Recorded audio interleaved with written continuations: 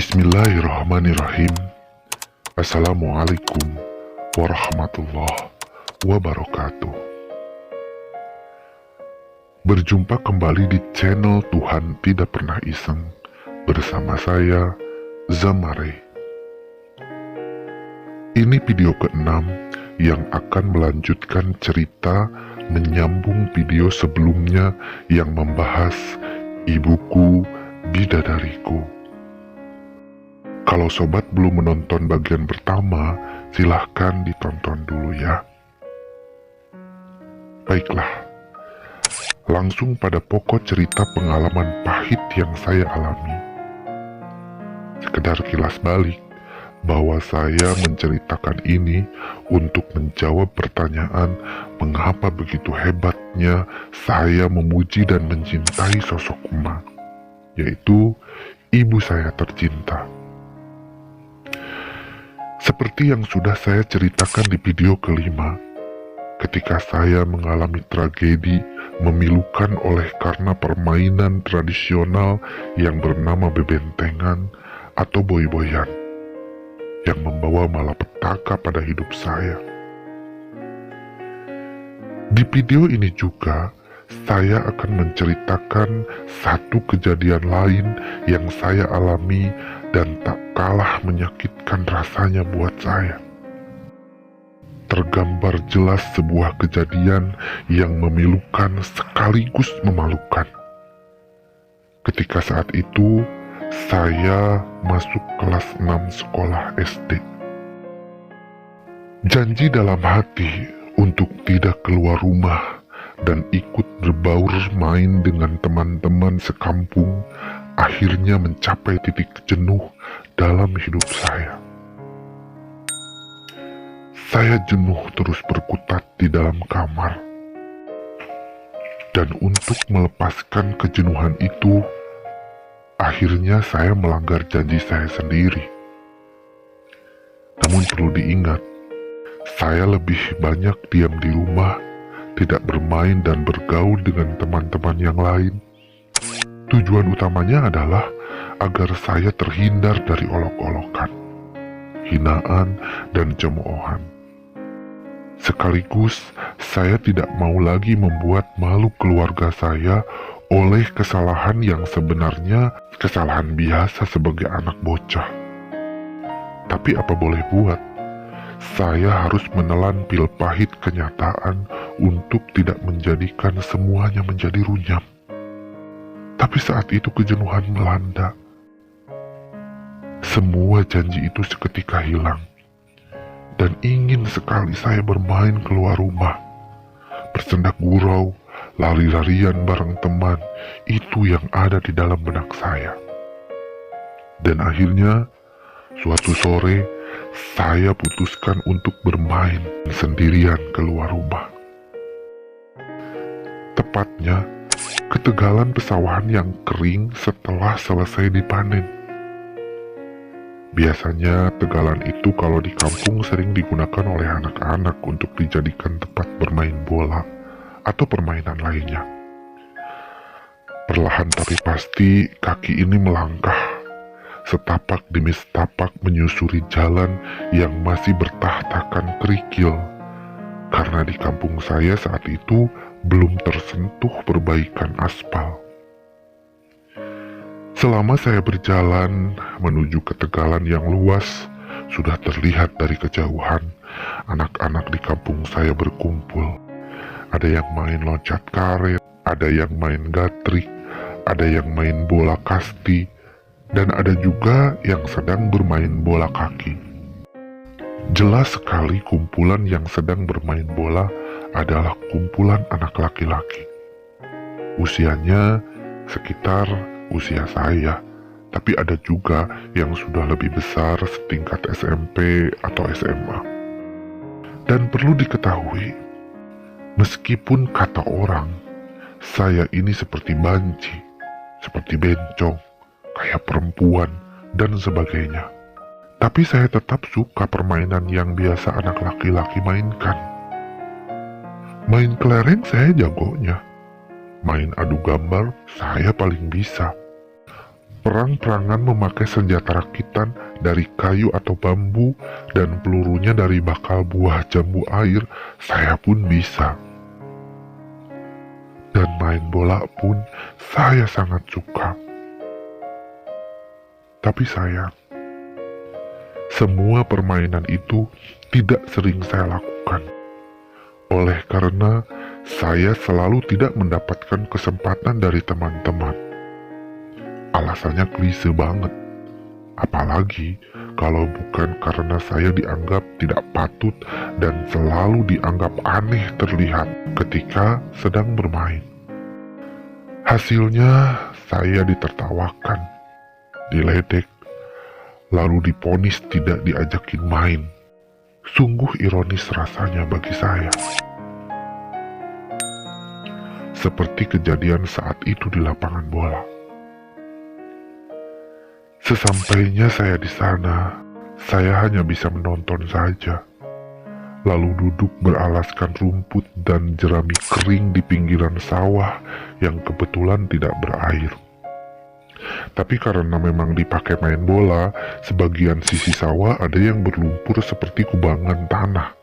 Mungkin akibat terlalu sering diinjak-injak oleh anak-anak yang bermain bola.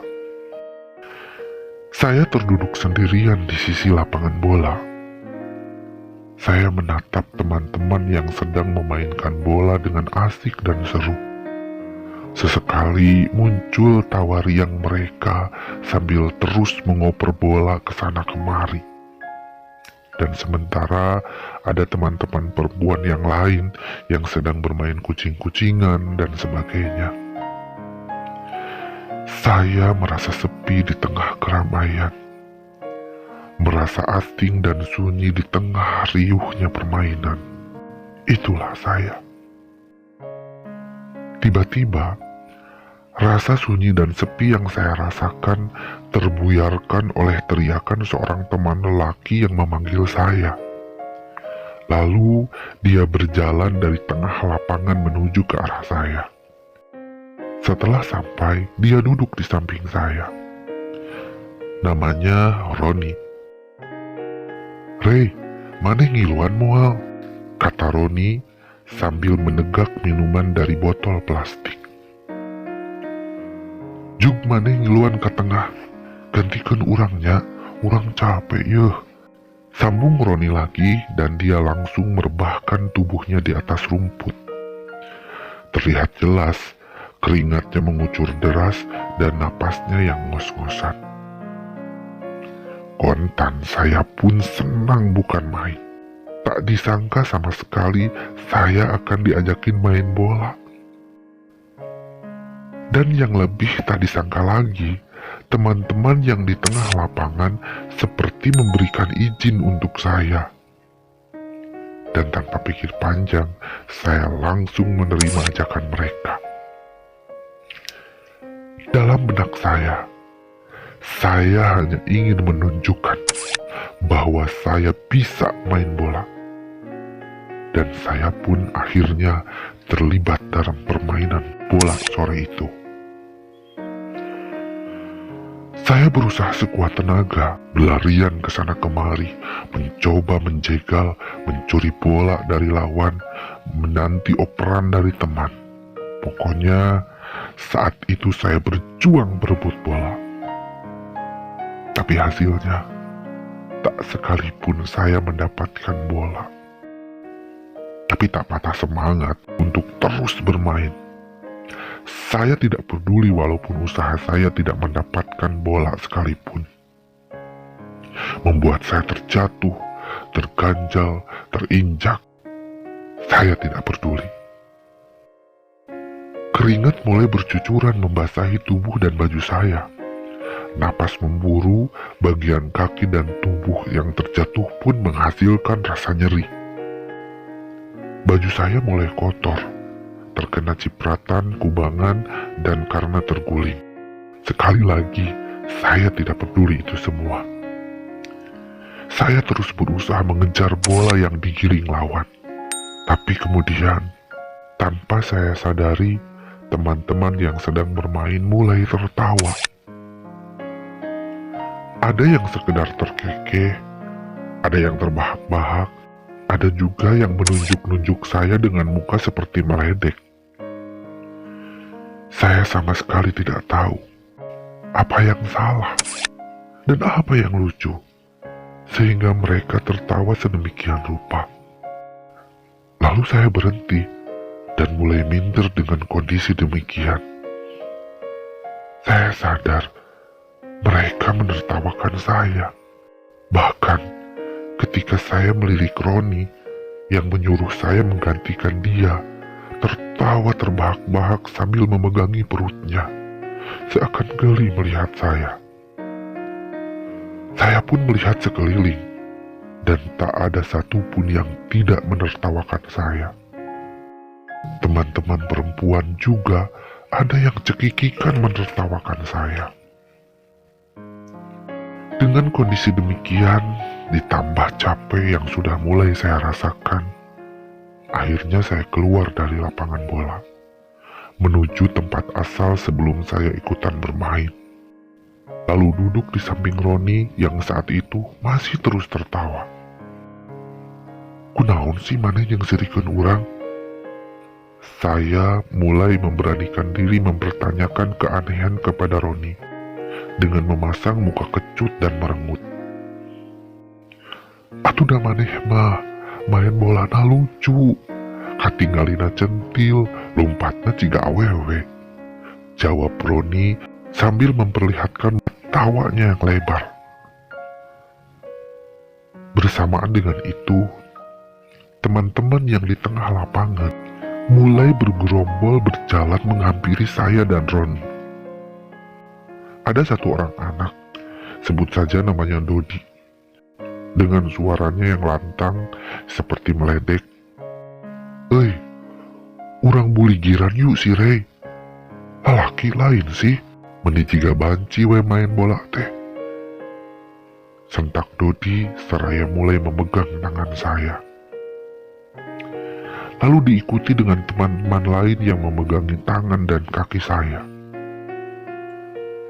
Saya berusaha mencoba memberontak, namun saya tak bisa lepas dari cengkraman mereka. Sampai akhirnya pakaian saya satu persatu dipreteli. Saya tidak bisa melawan dan melakukan apa-apa. Apalah daya saya saat itu yang harus melawan hampir 11 orang. Dan setelah saya benar-benar bugil tanpa selembar benang pun menutupi tubuh saya, lalu mereka berlarian sambil tertawa terbahak-bahak dengan puasnya. Saya hanya meringkuk menutupi bagian tubuh saya setelah mereka melepaskan pegangan tubuh saya. Dalam hati berpikir, saya seakan bagaikan kotoran yang tidak ada gunanya. Tawa hinaan terus meluncur dari mereka tanpa ampun. Kata-kata banci, bencong, waria, dan sebagainya memekakan telinga saya. Dan bagi mereka, umpatan itu sangat mengasihkan. Sakit rasanya hati ini. Saya tak habis pikir sampai sekarang. Mengapa mereka begitu jahat kepada saya? Padahal saya tidak melakukan kesalahan apapun di permainan itu. Belum berakhir penderitaan saya. Di tengah deraan hinaan dan cacian, tanpa saya duga, ketika saya berusaha bangkit dan mencari di mana letak baju saya, tiba-tiba ada satu teman yang lain yang sengaja ngambil air dari bekas kubangan di lapangan dengan plastik. Lalu diguyurlah tubuh saya yang sudah lemah dan tak berdaya. Lalu mereka berlarian meninggalkan saya sendirian, yang terkulai lemas menanggung rasa malu yang teramat besar. Merasakan sakit hati yang begitu memilukan. Pada saat itu, padahal saya melihat banyak teman-teman yang lain di sana, dan mereka menyaksikan kejadian itu. Tapi naas memang milik saya. Tak satu pun yang berusaha mencoba menolong saya.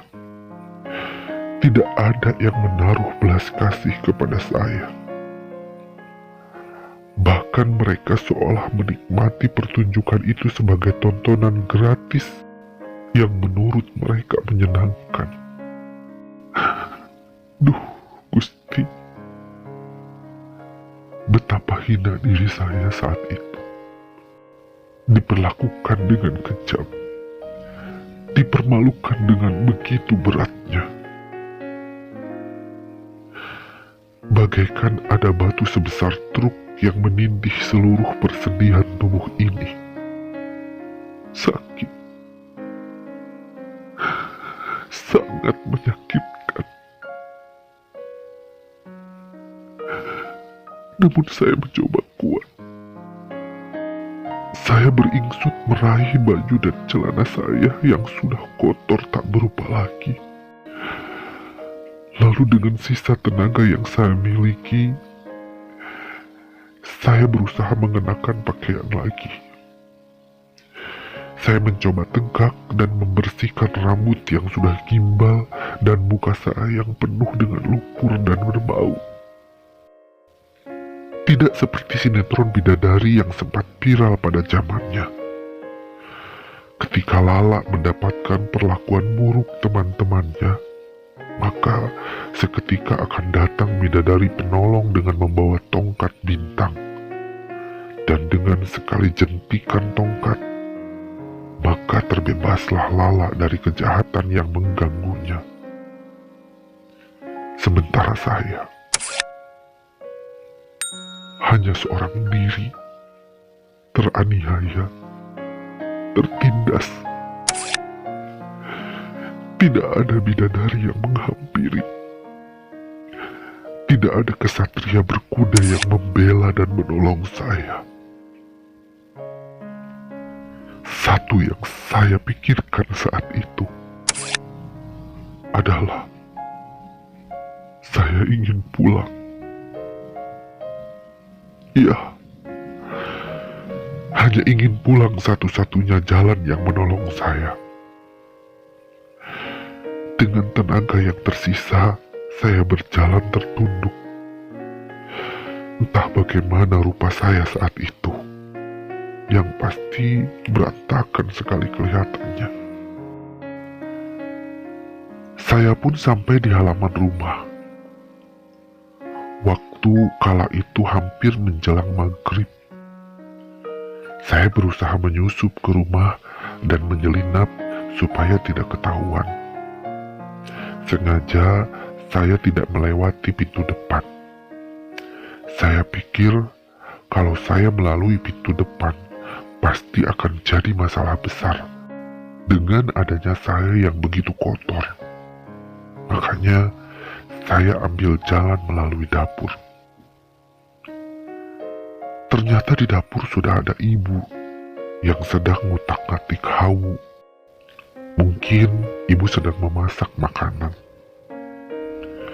Tak ayal lagi ibu memorgoki saya langsung di hadapannya. Ibu langsung terbangun dari duduknya dan kaget melihat saya dengan tubuh basah kuyup dan kotor. "Nanaonan ari maneh, Rey?" kata ibu dengan nada begitu kesal. Tidak seperti biasanya, ibu yang begitu lemah lembut saat itu tampak marah sekali. Mungkin beliau mengira kalau saya sengaja main kotor-kotoran lumpur. Saya menundukkan kepala serendah-rendahnya. Saya diam tak mampu menjawab pertanyaan ibu sedikit pun. Dan hanya isakan pelan yang keluar dari mulut saya. Air mata saya mengucur tak terbendung, meski tanpa suara tangisan. Tapi kemudian, ibu tetaplah ibu. yang mempunyai naluri keibuan yang sangat kuat, yang memiliki hati selembut sutra, yang mempunyai cinta kasih sayang dan kesabaran yang tak ada batasnya. Saya sedikit menoleh wajah ibu yang mulai terlihat reda kemarahannya.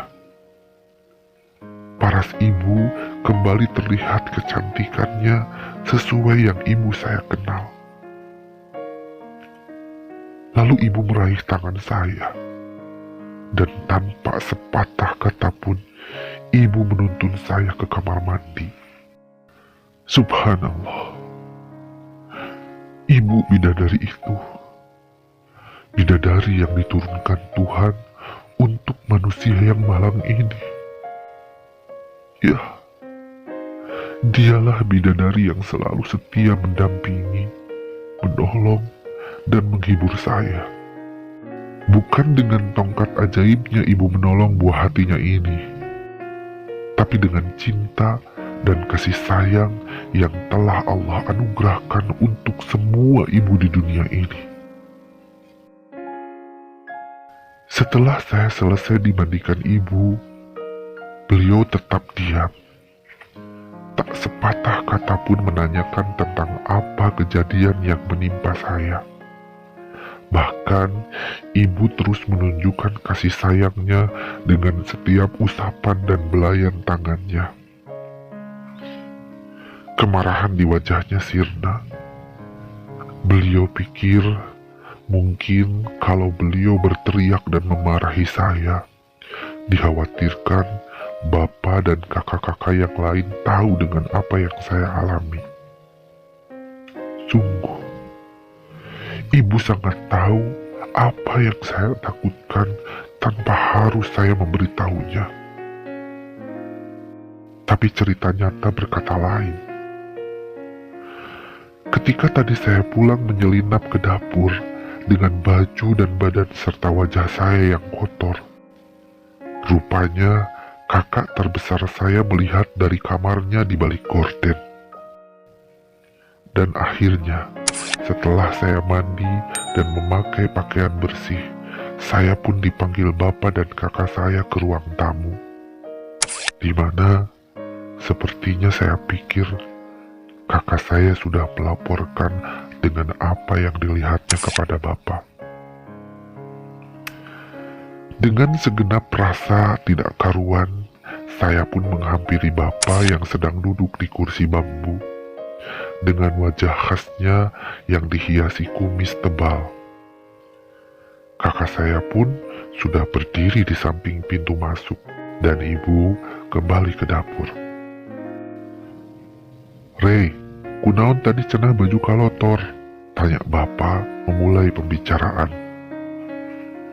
Dan saya sudah mengira bapak memang benar-benar sudah mendapatkan laporan dari kakak. "Nyun gara-gara deuinya," bentak kakak saya menambahkan suasana jadi mulai angker. Saya tidak mampu menjawab, hanya menundukkan kepala dan memintal-mintal ujung kaos sebagai cara mengalihkan ketakutan saya. "Nya, ditanya teh malah cicing, jawab atuh," bentak kakak saya lagi lebih keras. Bapak tidak bereaksi, dia hanya mulai menoleh kakak saya. Mungkin maksudnya sekedar mengingatkan kakak agar tidak terlalu keras kepada saya. "Sok atuh ngomong, pan isukan teh maneh sakola, nah bet kokotoran gitu, kumaha lamun gering?" ungkap bapak dengan nadanya yang datar tapi terdengar lebih lembut dan penuh kasih sayang. Seolah mendapatkan angin segar, muncul keberanian hati ini untuk mengadukan segala perbuatan teman-teman. Mungkin inilah waktunya saya untuk berbicara. Siapa tahu dengan mengadukan semua itu, saya mendapatkan pembelaan dari ayah saya. Saya ingin sekali anak-anak yang telah berbuat jahat kepada saya dilabrak oleh ayah dan kakak saya.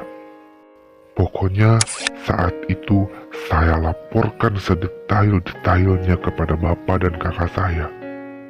Biar mereka tahu bahwa saya tidak melakukan kesalahan. Dan jelas teman-teman saya yang jahat sama saya. Tapi ternyata dugaan saya meleset. Setelah selesai menceritakan kenakalan teman-teman dengan gamblang, bukan belayan kasih sayang atau ucapan menyejukkan untuk membela saya. Sambil mulai berdiri dari tempat duduknya, Bapak memasang wajah yang mulai terlihat kecewa atas apa yang saya ceritakan. Eta salah maneh. Kuduna maneh teh mikir. Ulah daek dikitukeun ku batur. Maneh ulah ngera-ngera wae bapak. Dasar belegung. Bentak bapak dengan geramnya. Sambil mengayunkan kepala saya dengan telunjuknya. Sampai saya hampir terjatuh. Mak, kadieu gerak. Tinggal disirai. Ngera-ngera wae urang. Maneh bisa teu sih ngurus anak. Ngerakeun wae. Tanpa diduga, kini bapak memarahi ibu. Saya bertanya dalam hati, mengapa bapak harus menyalahkan ibu? Sudah cukup bapak memarahi saya. Mengapa harus ibu yang sekarang jadi sasaran kemarahannya? Kasihan ibu. Ibu yang sedang di dapur langsung menghampiri saya. Wajar atuh pak, karena oge budak. Suara lembut ibu mulai membela saya. Dengan wajah yang marah, bapak meraih termos air di meja dan melemparkannya ke badan ibu. Wanita yang tak berdosa itu terkena lemparan termos air. Astagfirullah. Ayeuna maneh wani ngajawabnya. Teu pantes maneh ngalawan kitu ka salaki. Bapak terus menghakimi ibu dengan kata-katanya. Melihat perlakuan bapak yang semena-mena kepada ibu, membuat hati ini lebih sakit daripada kalau hanya saya yang dimarahi. Saya tak mampu lagi membendung air mata ini. Baru kali ini saya merasa kecewa sama bapak. Padahal selama ini, saya menganggap bapak sebagai dewa dalam keluarga yang mempunyai kebijaksanaan yang tiada duanya. Tapi waktu itu, bapak bagai Raja Nurjana yang ingin memenggal kepala patihnya oleh karena sedikit melawan titah. Saya melihat ibu dengan mata yang basah. Dan dengan penuh kesabaran, ibu meraih termos yang hancur berantakan di lantai. Seperti tak merasakan sakit di badan karena ditimpa termos oleh bapak. Ibu sungguh luar biasa. Ketabahannya masih saya kagumi sampai detik ini. Dan kakak saya yang sejak awal melihat kejadian tersebut hanya terpukau. Dan bagaikan kucing yang basah kuyup ketakutan mendengar auman harimau, ia pun pergi mengendap ke kamarnya.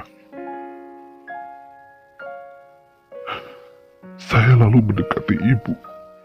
Tak ada sedikit pun kata keluar dari mulut wanita bersahaja itu kecuali ucapan singkat. Re, memhelanya nyuk, terus diajar di kamar. Itulah kalimat yang ibu keluarkan untuk saya.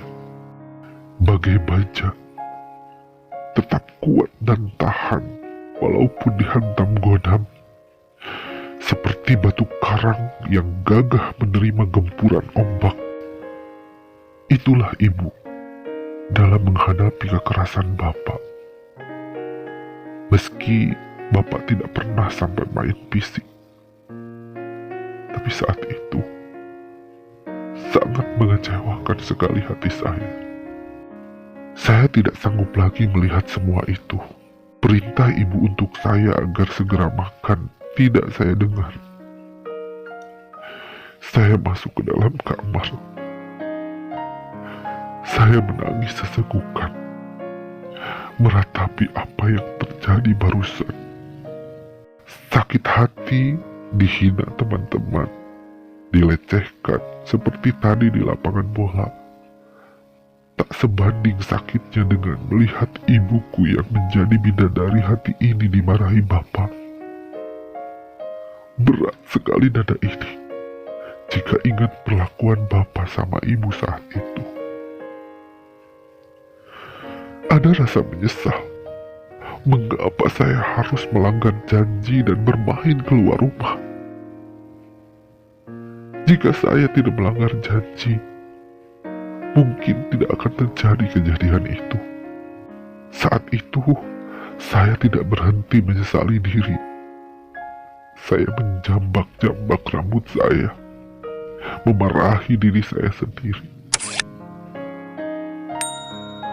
Apakah saya dilahirkan untuk diperlakukan tidak adil? Mengapa semua ini terjadi sama saya?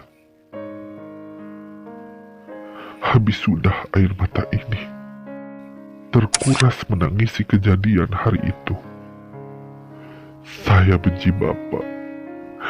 Saya benci kakak saya. Saya benci diri saya sendiri yang sudah membuat ibu terlihat begitu tersakiti. Hari itu akan jadi sejarah dalam hidup saya. Di tengah kejegahan hidup, saya memiliki bidadari cantik yang senantiasa menyayangi dan mengasihi saya tanpa banyak kata. Dialah emak saya, ibuku, bidadariku.